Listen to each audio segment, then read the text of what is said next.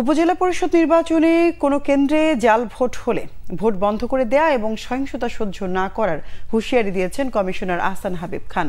সকালে বরিশাল জেলা শিল্পকলা একাডেমি মিলনায়তনে মাঠ প্রশাসনের কর্মকর্তাদের সাথে বৈঠক শেষে সাংবাদিকদের তিনি কথা বলেন।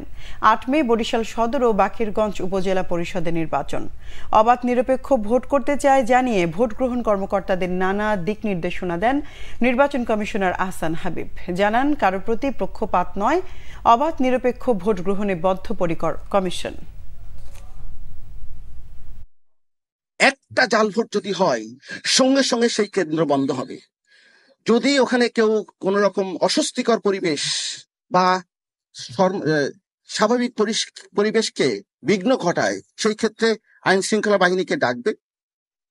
ততক্ষণ পর্যন্ত ভোট কার্যক্রম বন্ধ থাকবে এবং আইন শৃঙ্খলা বাহিনী এসে যখন ঠিক করবে তখন তো ভোট কার্যক্রম। যদি এটাও যদি ফেলে এত শক্তিশালী দখল হয়ে গেছে, please close the chapter, vote কেন্দ্র বন্ধ, চলে যান, ভেগে যান।